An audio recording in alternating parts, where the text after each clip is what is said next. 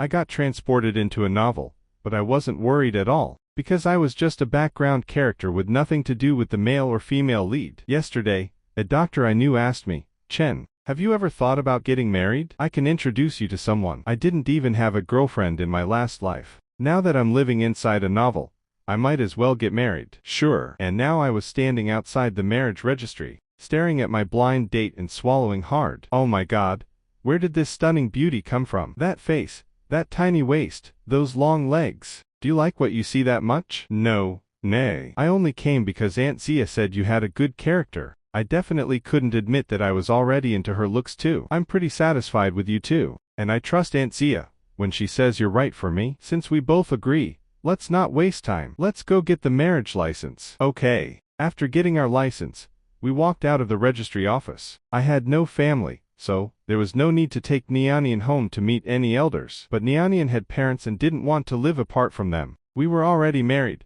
so what was there to be afraid of? Naturally, I agreed to go home with her. But I didn't drive here. Do we need to call a cab? I drove. I looked in the direction she pointed and finally noticed several luxury cars parked outside the registry office. Even the cheapest one had to cost at least 3 million. You're this rich? Aunt Zia never said that. She only said you had a good personality. We're completely trustworthy, financially secure, and debt-free. She thought you suited me, so she introduced us. Aunt Zia really knows how to keep a secret. Aunt Zia didn't tell you. Tell me what? You know the Gu group? Of course. How could I not? The Gu group belonged to Nianian's family, the female lead of the novel. I'm the heir to the Gu group. My whole world collapsed. Nianian was the female lead. Aren't you Bai Yuan? The woman I married was clearly Bai Yuan. That's right. My name is Bai Yuan. My husband is hilarious. I'm an only child, and people kept trying to kidnap me when I was little. For my safety, my family temporarily changed my name to Bai Yuan, and planned to change it back when I grew up. Then why haven't you changed it back yet? I've been too busy with work. I'll change it back in a few days.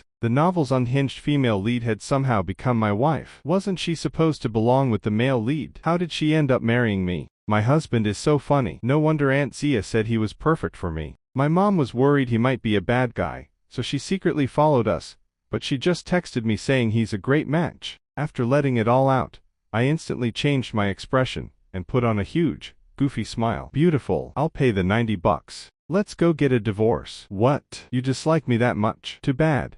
I'm not divorcing you. Easy, easy.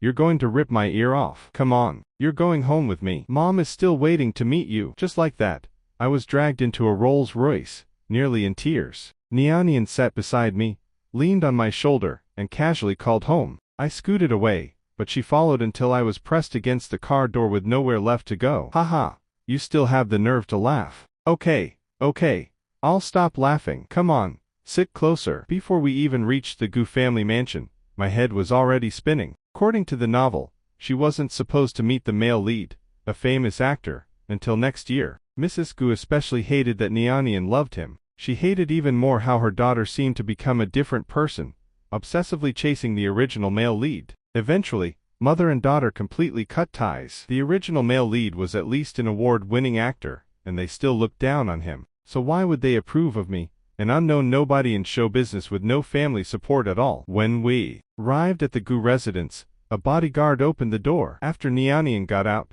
she noticed me sitting there completely lost in thought. What are you thinking about? Get out. Oh, right. I finally snapped out of it and hurried out of the car. The moment I followed Nianian into the living room entrance, her mother, Lan Shu, warmly grabbed my hand. Chen, you're finally my son-in-law. I've been waiting for this day. Why did Mrs. Gu look like she already adored me? What are you daydreaming about now? Hurry up and call her mom. I snapped back to reality and said, Mom, yes.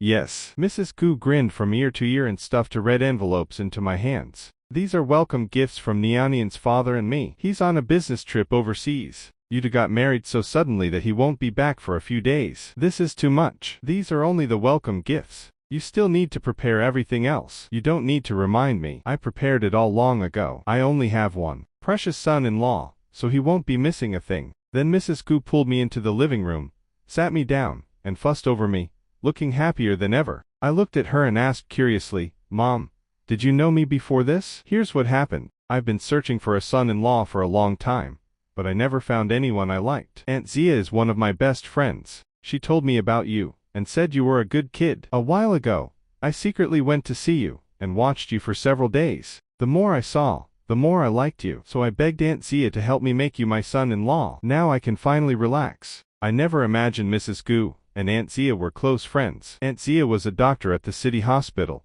whom I'd met 4 years ago. If I hadn't come into this world, I never would have met Aunt Zia. She never would have recommended me to Mrs. Gu, and none of this would have happened. So I was the one who changed the plot. But wait, wasn't I just a background character, with nothing to do with the story? I asked Mrs. Gu, months later, once we'd grown considerably more comfortable with each other, exactly what she'd seen during those days of quiet observation that convinced her I was worth pursuing so aggressively on Nianian's behalf. She told me, with the specific fondness of someone recounting a favorite memory, that she'd watched me spend an entire Saturday afternoon helping an elderly neighbor carry groceries up 4 flights of stairs, without being asked twice, and refuse any payment both times. She'd watched me give up my seat on a crowded train to a pregnant stranger, and then stand for the remaining 40 minutes without once checking my phone, or seeming impatient about it. Small things, she admitted, nothing dramatic, nothing that would have made for an interesting story on its own. But I've learned, over 60 years,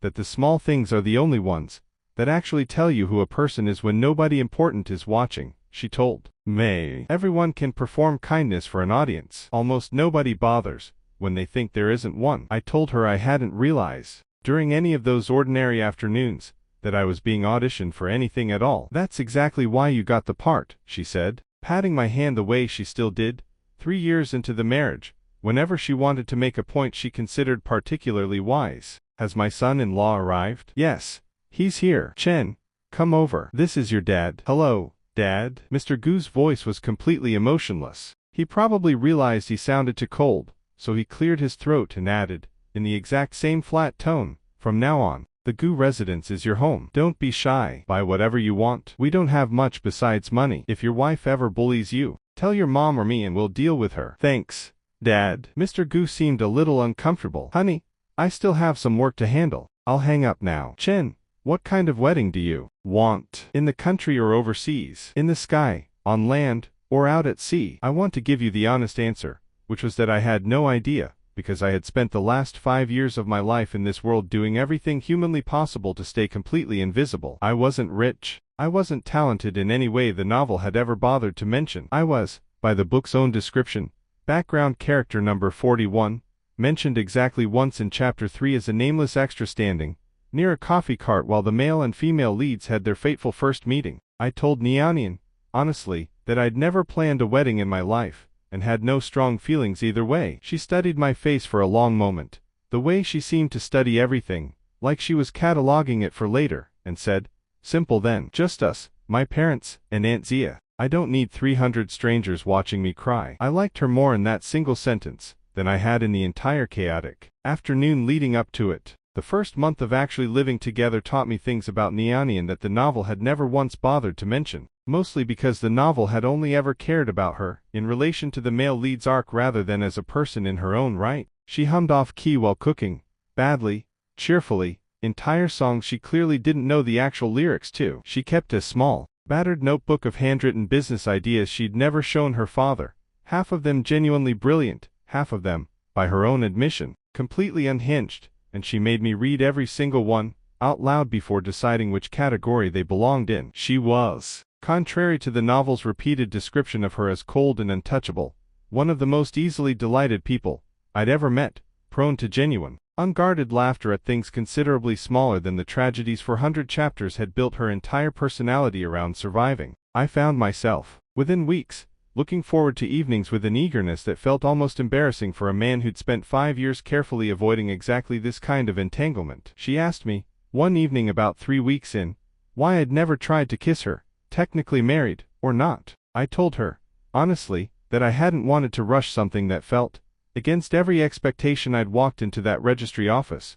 with, like it might actually matter. She considered that for a long moment, then leaned across the kitchen counter and kissed me herself, without any further discussion required, and told me, afterward, that Aunt Zia's matchmaking instincts had apparently been even better than her mother gave her credit for. I didn't disagree. I still think, sometimes, about the life I'd had before all of this, back in a world with no novel attached to it at all, an unremarkable apartment, An unremarkable job doing data entry for a logistics company that never once asked more of me than showing up on time. A small collection of houseplants I'd been oddly proud of keeping alive despite my complete lack of any natural gift for it. I hadn't been unhappy exactly in that old life. I'd simply been quiet, in a way that had started, somewhere in my late 20s, to feel less like a personality trait, and more like a slow, permanent retreat from anything that might have asked more of me than I felt equipped to give. Transmigrating into a novel should have terrified a man that comfortable with disappearing. Instead, oddly, it had done the opposite, handed me, without my consent or preparation, a life with genuine stakes attached to it, and taught me, over the following years, that I'd been considerably more capable of rising to meet those stakes than the quiet, houseplant-tending version of myself had ever gotten the chance to discover. What I didn't tell her, that first week, was the actual reason I'd never worried about being swept into any part of this story. I had read the novel, all of it, twice, back in my old life, during a stretch of unemployment I'd have been embarrassed to admit to anyone at the time. Gilded Ashes, it was called, a sprawling melodrama about a ruthless business heiress, and the award-winning actor who slowly, over 400 chapters, wore down her icy exterior while her family schemed against them at every turn. I knew the plot the way some people know a favorite song's every lyric, not because I loved it, particularly, but because I'd had nothing better to do the month I read it. And somewhere in that memory, buried under 100 forgettable side characters, I remembered exactly who the story's actual villain was, and exactly how much damage he was capable of doing once the plot decided it was time for him to show up. His name was Jiang Yai's, and in the novel he wasn't the charming male lead at all. He was the male lead's manipulative half-brother, publicly beloved as one of the country's most bankable actors, privately obsessed with the idea that Nianian's family fortune belonged, by some warped logic of his own resentment, to whichever brother managed to marry into it first. In the original story, he spent 200 chapters engineering accidental encounters between Nianian and his own brother, manufacturing scandals to isolate her from her parents, and eventually orchestrating a hostile takeover attempt against the Gu group, timed to coincide with the wedding he'd spent the entire novel maneuvering to sabotage. He lost, in the end, because the real male lead's love for Nianian was, apparently, plot-armored enough to survive anything. I had no such protection. I was a background character, who had just accidentally married the woman Jiang Yai's entire scheme depended on, and I understood, standing in that overwhelming living room with two red envelopes in my hands, that the story hadn't finished trying to happen. It had just found a new, unplanned obstacle standing directly in its way. All remembered, too, the specific origin of Jiang Yai's resentment, buried in a flashback chapter most readers apparently skipped entirely given how rarely it came up in fan discussions. I remembered browsing back in my old life. He and Wei Han shared a father, a minor real estate developer who'd openly favored Wei Han, the legitimate son, over Jiang Yai's, born to a mistress and only acknowledged publicly once Wei Han's acting career made the family name valuable enough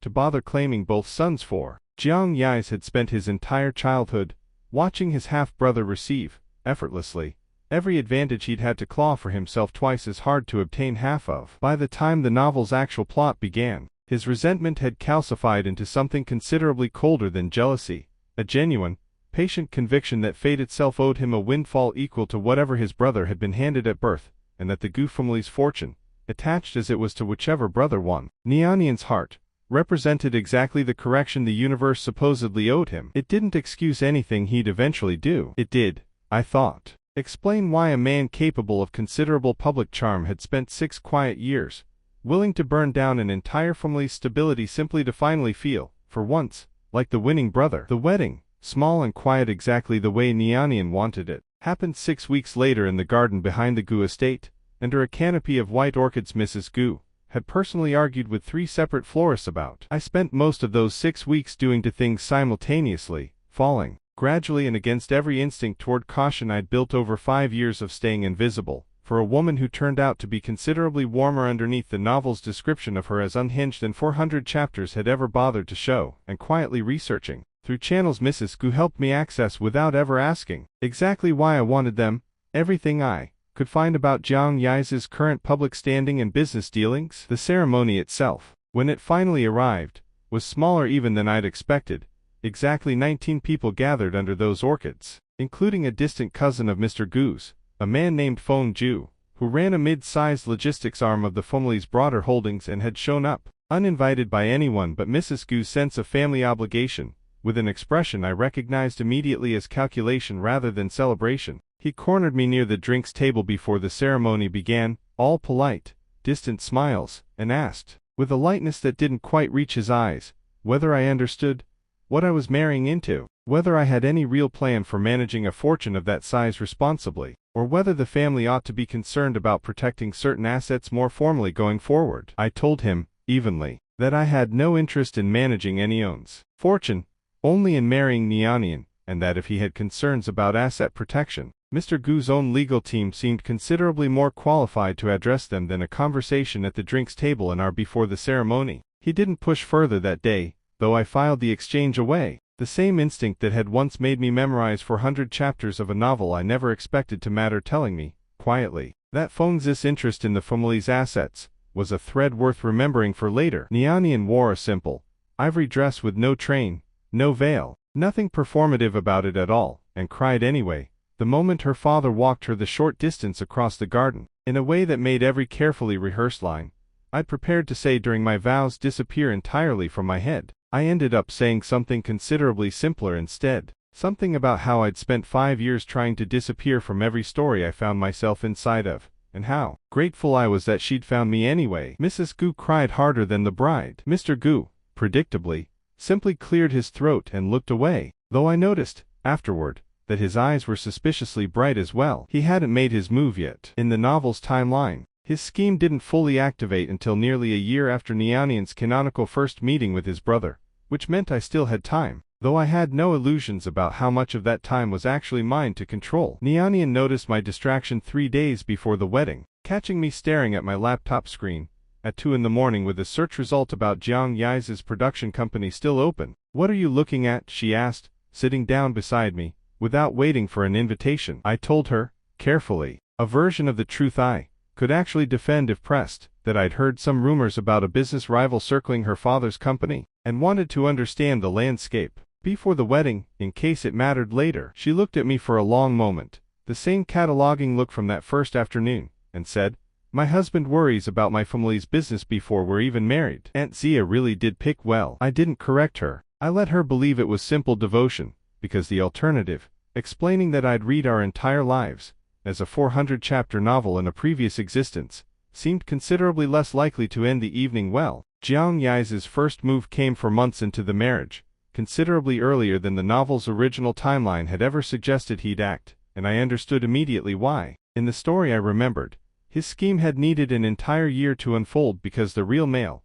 lead's romance with Nianian developed slowly, chapter by chapter, giving Jiang Yi's ample time to insert himself gradually. My marriage to Nianian had short-circuited that entire process in a single afternoon, which meant Jiang Yi's, watching his brother's supposed destiny marry a background character instead, was improvising for the first time in the story's entire history, and improvising villains, I was quickly learning, tend to move faster and considerably more recklessly than the ones who believe fate is still working in their favor. It started small enough that I almost dismissed it, a gossip site publishing grainy photos of Nianian having coffee with a man who was, on closer inspection, clearly a business associate discussing a supply chain contract, captioned with breathless speculation about the Gu heiress' mysterious secret meetings, and whether her sudden marriage to an unknown nobody had been, as the article delicately put it, a convenient cover story for someone else entirely. I recognized the style immediately, the exact kind of manufactured scandal Jiang Yi's actual media team specialized in, according to 3 separate industry exposes I remembered from scattered chapters throughout the novel. Nianian laughed it off publicly, releasing a single dismissive statement through the Gu Group's press office, but I watched her, privately, read the comments section late one night with an expression I hadn't seen on her before, not devastation exactly, but the particular, exhausted wariness of someone who'd grown up famous enough to recognize when an attack wasn't random. I told her the truth that night, or at least considerably more of it than I'd offered before. Not the part about the novel. I still wasn't ready for that conversation, and I doubted she'd have believed me even if I tried. But I told her I suspected the story had been planted deliberately by someone with a specific interest in destabilizing her marriage, and that I thought I knew who. "Jiang Yi's?" she asked, surprising me considerably by getting there before I'd said his name. "He's tried something like this with my father's business before, years ago, over a licensing dispute that went nowhere. I never understood why he cared so much." I told her, carefully, that I suspected his interest in the Gu family ran considerably deeper and considerably older than a single licensing dispute, and that I intended to find out exactly how deep before he had the chance to do more damage than a single planted photograph. Neonian, once she understood I was serious rather than simply protective in some vague, unhopeful husbandly way, insisted on contributing herself, and I quickly learned not to underestimate exactly how useful the actual heir to the Gu group could be, when she decided a threat was worth taking personally. She remembered, from years of industry galas and shareholder dinners, a considerable network of contacts who owed her family quiet favors, and spent 2 evenings a week for a month having careful, deniable conversations with old family friends who'd once mentioned, in passing, odd business dealings involving Jiang Yais that nobody had ever bothered connecting to anything larger at the time. It was Neonian, not Detective Ruo, who first identified the exact date Jiang Yais had begun courting Xing Holdings, tracing it back to a charity auction 3 years earlier, where she remembered him bidding, oddly aggressively, on a dinner package specifically seated next to Xing's then vice chairman. I told her, more than once during that month, that she was better at this than I was. She told me, every time, that she'd simply had considerably more practice than I had at recognizing exactly which smiles in a crowded room were worth being suspicious of. I spent the following 2 months building a case the way I imagined the novel's actual protagonist would have built one, if the story had ever bothered giving its background characters the narrative weight to try. I hired an investigator, a sharp, skeptical woman named Detective Ruo, who took my initial pitch with visible doubt, and considerably more interest once I started producing specific, oddly precise predictions about where to look, financial records tied to a shell company I remembered, vaguely, from a throwaway line in Chapter 212, a pattern of coincidental media placements that traced back, once she dug deep enough, to the exact production company Jiang Yais quietly controlled through 3 layers of holding entities designed to keep his name off any of it publicly. What we found, over those 2 months, was considerably worse than a single jealous half-brother nursing an old grudge. Jiang Yais had spent nearly 6 years quietly acquiring debt from 3 of the Gu Group's smaller regional suppliers, buying up struggling companies at a loss specifically so he'd have leverage to squeeze the Gu Group's supply chain the moment it mattered most to him. He'd also, Detective Ruo discovered through a source inside his own production company, been quietly courting a board seat at a rival conglomerate, Xing Holdings, whose leadership had made no secret, in industry circles, of their interest in absorbing the Gu Group through a hostile takeover, if the family's public standing ever weakened enough to make the shareholders nervous. The planted photographs weren't a petty jab. They were the opening move of a coordinated campaign designed to erode confidence in the Gu family's stability just long enough for Xing to make its move, with Jiang Yais positioned, quietly, to be rewarded with exactly the kind of wealth and standing he'd spent his entire public career pretending not to want. Detective Ruo confronted me about my predictions exactly once, about 6 weeks into the investigation, sitting across from me in a coffee shop with a folder of evidence between us, and an expression that suggested she'd stopped believing my explanations several weeks earlier. Mr. Chen, she said, setting her cup down with deliberate care, I've been doing this job for 14 years, and I have never once had a client tell me exactly which shell company to look for before I'd even started looking. I need you to tell me how you actually know what you know, or I'm walking away from this case, compensation or not. I sat with that for a long moment, weighing exactly how much of the truth a hardened,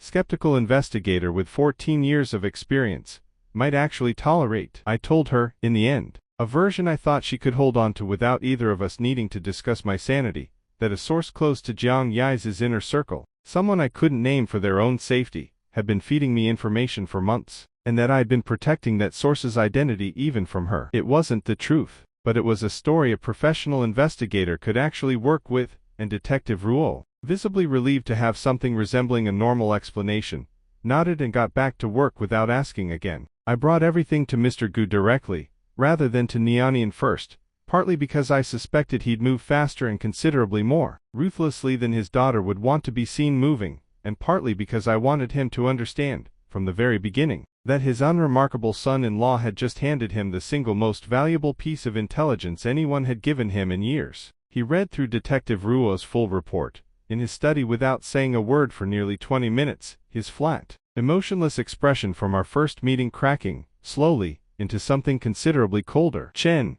he said finally, how did you find all of this? I gave him the only answer I could actually defend. I've had a bad feeling about Jiang Yais since the wedding planning started, and I know people who know how to dig. He studied me for a long moment, The same cataloging look his daughter had inherited from him apparently, and said, "You're not as unremarkable as your file suggested, Chen." I don't know what file he meant, and I decided, wisely, not to ask. We didn't move immediately. Mr. Gu, it turned out, was considerably more patient and considerably more strategic than the novel had ever bothered to portray him as, content to let Jiang Yais believe his campaign was working while we quietly built a case airtight enough to destroy not just his scheme, but his entire public standing in one motion. Over the following 3 months, Detective Ruo's investigation expanded to include 2 whistleblowers inside Xing Holdings willing to testify, on record, about board discussions explicitly referencing Jiang Yais' role in destabilizing Gu Group's supplier relationships in exchange for future consideration once the takeover succeeded. A forensic accountant Mr. Gu brought in privately traced the exact shell company structure funding Jiang Yais' supplier acquisitions back to accounts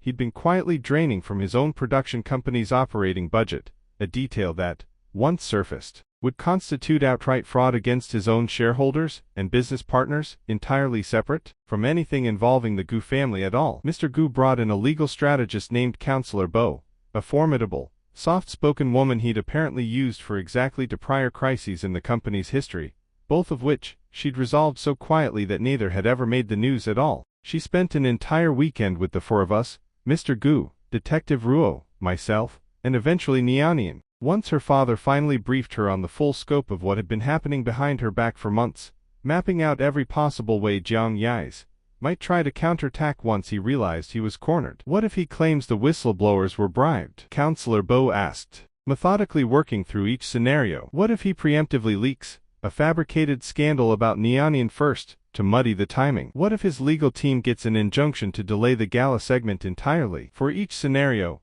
she'd already prepared a countermeasure, until by the end of that weekend, I understood, watching her work, that Jiang Yais' downfall hadn't been a single dramatic gala reveal so much as the final visible piece of a machine that had been running, quietly and considerably more thoroughly than I'd ever managed on my own, for months. My novel knowledge had told us where to look. Counselor Boss' methodical, patient thoroughness was what actually made sure nothing he tried afterward could save him. Jiang Yais approached me directly exactly once, at a charity dinner Nianian, and I attended roughly 2 weeks before Mr. Gu's arranged exposure, apparently sensing, through whatever instinct powerful people develop for approaching threats, that something in his carefully constructed campaign had started to feel less certain than it had months earlier. He found me alone near the bar. All easy, practiced charm, the exact camera-ready warmth that had made him beloved across a decade of film roles. "Chen, right? Nianian's husband. I've heard interesting things about your background lately. Funny, for a man nobody seems to know anything about." I told him,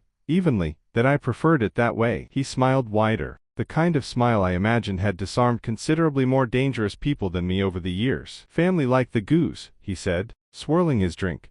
"They don't stay loyal to nobodies for long. Fortunes have a way of remembering who actually belongs in them." I told him I'd noticed he seemed unusually invested in a marriage that had nothing to do with him. Something flickered behind his eyes then, brief and cold, before the practiced warmth slid back into place. "Just making conversation, Chen. I do hope everything works out for you." He walked away before I could respond, and I understood, watching him go, that whatever certainty he'd walked in with had just cracked slightly at the edges, enough that he'd felt the need to test me directly rather than simply wait for his plan to finish unfolding on its own. The exposure happened at the Golden Lotus Industry Awards, an annual gala Jiang Yais had attended, and been honored at for 6 consecutive years, nominated that particular year for a lifetime achievement recognition his publicity team had spent months quietly campaigning for. Mr. Gu arranged, through channels I never fully understood the reach of, to have the evening's program adjusted at the very last moment, inserting a special industry integrity segment immediately before the lifetime achievement announcement, ostensibly sponsored by the Gu Group as part of an anti-corruption initiative the family had genuinely funded for years. Nobody in that ballroom, including Jiang Yais, understood what was actually about to happen until the lights dimmed, and the first slide appeared on the enormous screen behind the stage, a timeline, methodically laid out, of 6 years of shell company acquisitions, all tracing back to a single production company's operating accounts. I watched Jiang Yais' face from our table near the front, close enough to see the exact moment his practiced, camera-ready composure began to genuinely fail him. He stood, halfway through the presentation, as though to leave, only to find, as Mr. Gu had quietly arranged, that 2 of the whistleblowers from Xing Holdings were seated at the head table, specifically to be called upon if he tried exactly that. Mr. Jiang, the moderator said, with a calm that felt considerably more threatening than any raised voice could have managed. Perhaps you'd like to address these findings directly, since you're already standing. The entire ballroom, 300 of the country's most influential business and entertainment figures, turned to watch him do it. He had nothing. Every excuse he offered, a misunderstanding, a business advisor acting without his knowledge, a coincidence of timing, collapsed within minutes under questions. The moderator, clearly briefed in advance by Mr. Gu's own legal team, was ready for every single time. By the time, security quietly escorted him out of the ballroom, not arrested yet but visibly no longer welcome. His production companies to largest investors had already begun texting their own legal counsel from their seats. His Lifetime Achievement nomination was withdrawn before the segment even finished. 3 sponsorship brands he'd represented for years issued identical, clipped statements within the hour severing ties effective immediately. The clip of him standing frozen at that table, unable to answer a single direct question, was the top trending video in the country by the next morning, viewed considerably more times in 48 hours than any film he'd ever actually starred in. I became, briefly and to my considerable discomfort, a minor public figure myself in the days that followed, a development I had done absolutely nothing to prepare for after 5 years of deliberately staying invisible. Reporters camped outside the Gu estate's gates for the better part of a week, mostly interested in the mysterious husband, who had somehow uncovered what an entire industry's security apparatus had missed for 6 years. I declined every interview request, partly out of genuine discomfort with the attention, and partly, if I'm being honest, out of a lingering superstition that drawing too much focus onto myself was exactly the kind of thing that got minor characters written out of stories, in the first place. Nianian found that superstition endlessly amusing, teasing me for weeks that I'd apparently spent one bad afternoon in a coffee shop's background 5 years earlier, and never fully recovered from the fear of being noticed again. Mrs. Gu, considerably less patient with my reluctance, eventually released a single, carefully worded family statement on my behalf thanking the public for their interest, and asking, politely but firmly, for our privacy to be respected going forward. The attention faded within 2 weeks,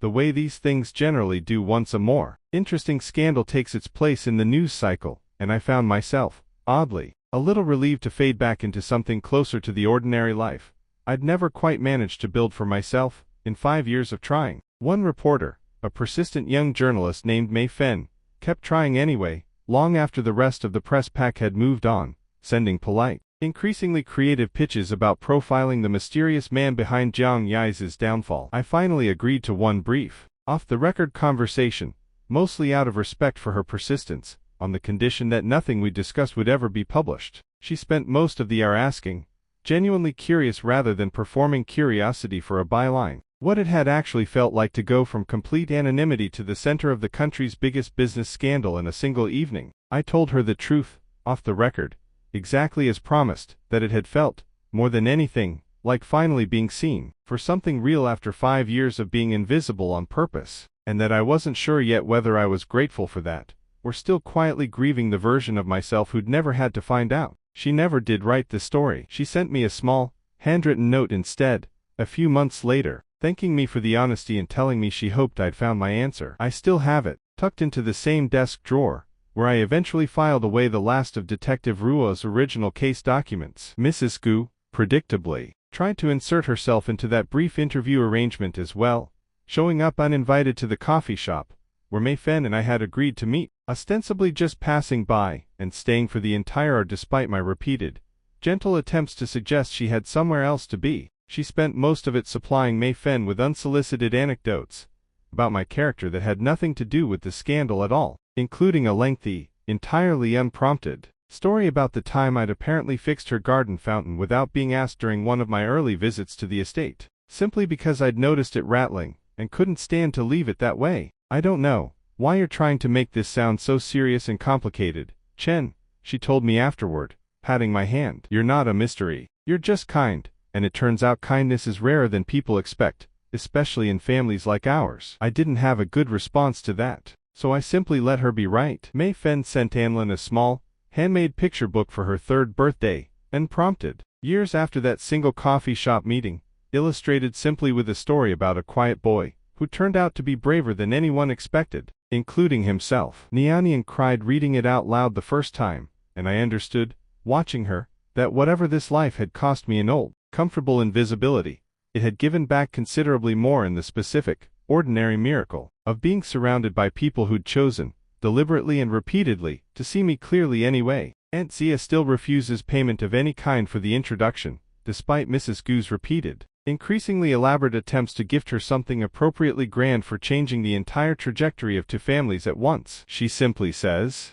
every time, that watching us together at family dinners is payment enough, and that a good matchmaker measures her success in exactly this kind of ordinary, unremarkable happiness rather than in anything that could ever be properly repaid. I believe her. I've learned, over these years, that the people who matter most rarely announce it with anything resembling drama. They just show up, consistently, in the small, unremarkable ways that end up mattering more than any single gala reveal ever could. Anlin asked me, just last week, in the particular blunt way for year-olds ask questions adults spend years avoiding, whether I was scared, back at the very beginning, marrying a stranger I'd only just met outside a government building. I told her the truth. Terrified, I said, but sometimes the scariest thing you do turns out to be the best decision you ever make, and you don't get to know which kind of scary it's going to be until you're already standing in the middle of it. She considered that with the same serious, cataloging expression her mother has, then declared that she intended to marry someone equally scary someday,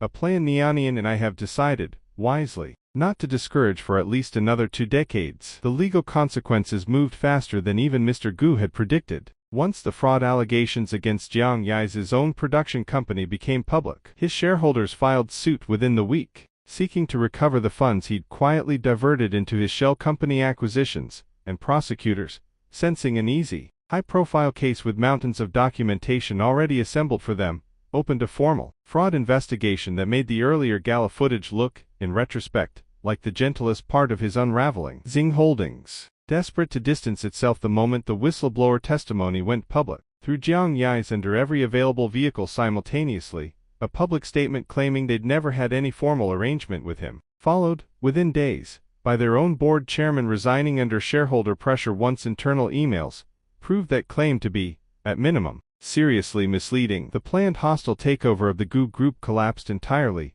Xing's stock dropping considerably in the process, a small, satisfying irony I didn't feel even slightly guilty about enjoying. The resigning chairman, a man named Director Sun, who had personally championed the takeover strategy for nearly 2 years, gave a single press conference on his way out, visibly furious in a way that boardroom veterans rarely allow themselves to appear on camera, insisting that he'd simply trusted a business partner's representations in good faith, and shouldn't be held personally responsible for Jiang Yi's separate criminal conduct. The market disagreed almost immediately, Xing's stock shedding a further considerable percentage in the 2 trading sessions following his statement, as institutional investors concluded, correctly, that a chairman who'd staked 2 years of strategy on an actor's unverified promises of insider access wasn't someone they trusted with their capital going forward either. Director Sun's next position, when he finally found one 18 months later, was at a considerably smaller regional firm, a demotion so steep that Detective Ruo, who tracked the story mostly for her own professional satisfaction, sent me the announcement with a single message attached. Some people never learn how far they've actually fallen until they try to climb back to where they started. Jiang Yi's actual brother, the novel's real male lead, an actor named Wei Han, who had, as far as anyone could tell, genuinely known nothing about any of it, issued his own statement within days, severing all professional and personal ties with his half-brother, and donating, publicly, a considerable sum to the same anti-corruption initiative Mr. Gu's segment had ostensibly been promoting. I found myself, oddly, almost sympathetic toward him, a man whose entire narrative arc, the novel had built around a romance that had never had the chance to happen in this version of the story, now watching his own family implode on national television, because of a scheme he'd had no part in and no idea about. He reached out to me directly, eventually, mostly, I think, out of a strange, specific curiosity about the man who'd married the woman the story had apparently always intended for him. We never became friends exactly, but I respected him considerably more than the novel had ever given him credit for. Our first actual meeting happened at a quiet restaurant Wei Han chose specifically, he admitted,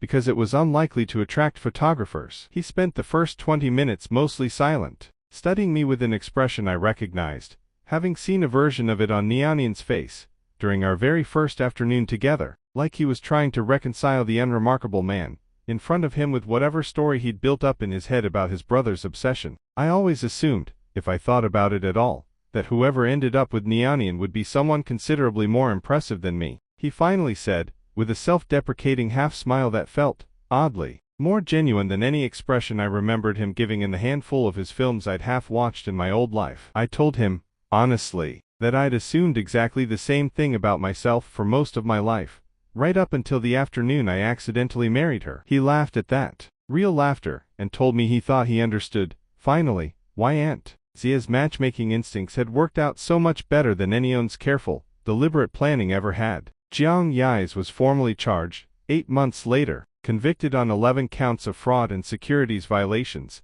that carried a sentence considerably longer than any role he'd ever played on screen. His production company dissolved entirely, its remaining assets liquidated to partially repay the shareholders he'd defrauded. Every award he'd ever won remained, technically, on the record, though I noticed, with a certain grim satisfaction, that his name quietly disappeared from the official industry archives featured alumni page within the same month his verdict was announced. The apartment he'd owned, the cars, the carefully curated public image of a devoted, hard-working actor who'd earned every bit of his success, all of it dissolved within a year, not through anyone's mercy or restraint, but through the plain, unglamorous machinery of consequences finally being allowed to land on a man who had spent his entire adult life assuming they never would. Feng's own small scheme, considerably less ambitious than Jiang Yi's, but no less telling, surfaced almost by accident during the same forensic accounting review that had originally traced Jiang Yi's shell companies. It turned out Feng Zhu had spent the better part of 2 years quietly overbilling the logistics division he managed,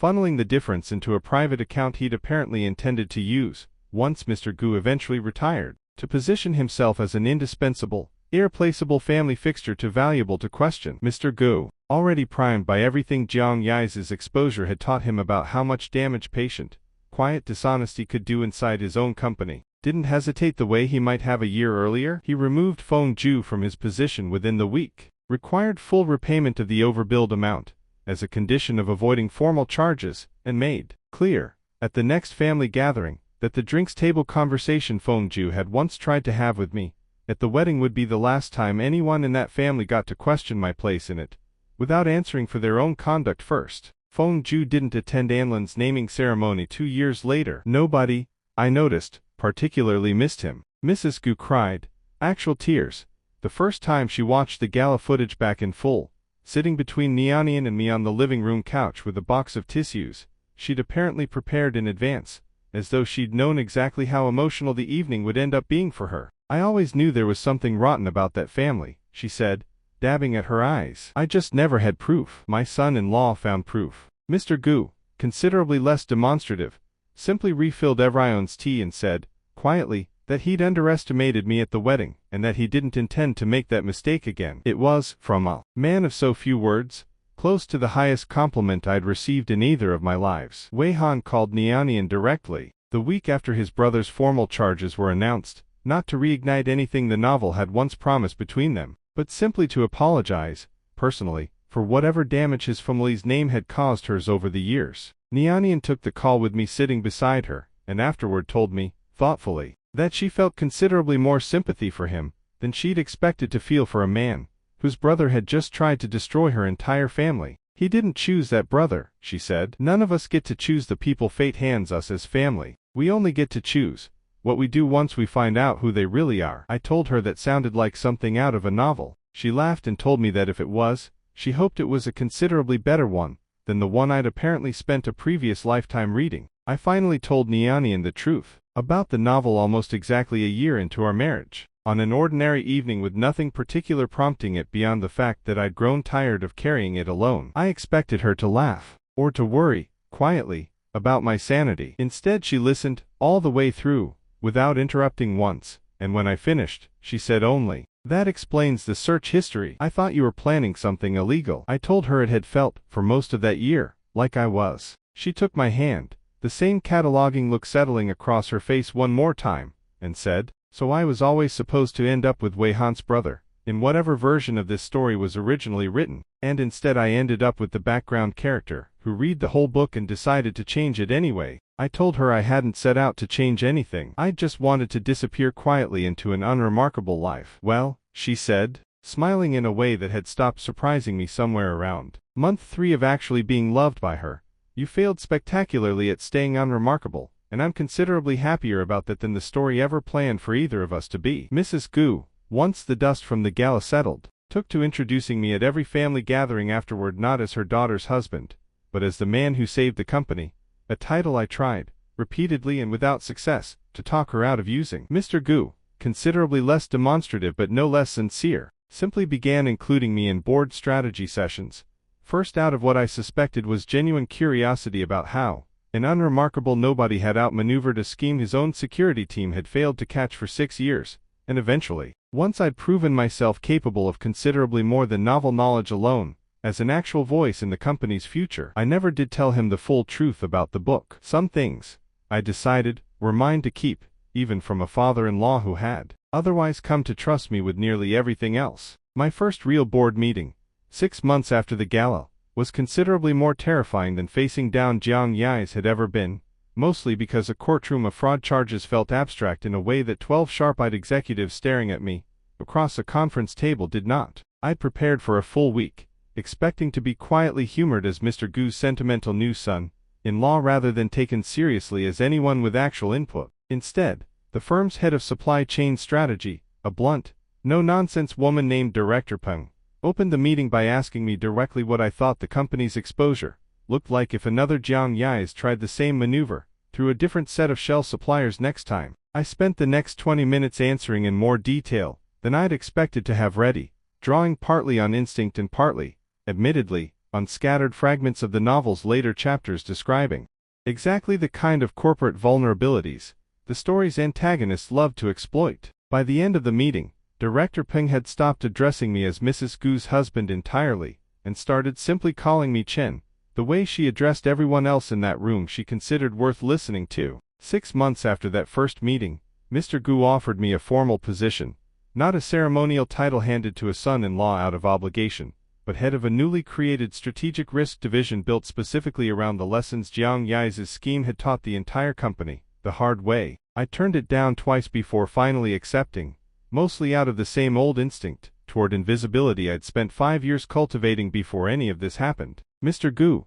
uncharacteristically persistent, told me during our third conversation about it, that a man who had single-handedly identified a 6-year conspiracy his own security apparatus had missed entirely didn't get to keep, hiding behind the excuse of being an unremarkable nobody, and that the company needed exactly the kind of quiet, thorough vigilance I'd already proven, honest, that I was capable of. I accepted on the condition that I could build the division my own way, drawing considerably more on Detective Ruo's investigative instincts than on any traditional corporate risk management framework, and within a year, we'd caught to considerably smaller attempts at exactly the kind of quiet, patient exploitation Jiang Yai's had once specialized in, neither dramatic enough for a gala reveal, both resolved quietly, the way Mr. Gu had always preferred to handle the company's real business, long before either one could grow into anything resembling the threat Jiang Yai's had once posed. Aunt Zia, for her part, took considerable and entirely unearned credit for the entire outcome, at every family dinner that followed, reminding anyone who'd listened that she'd personally selected me out of a considerable pool of eligible bachelors specifically because she'd sensed,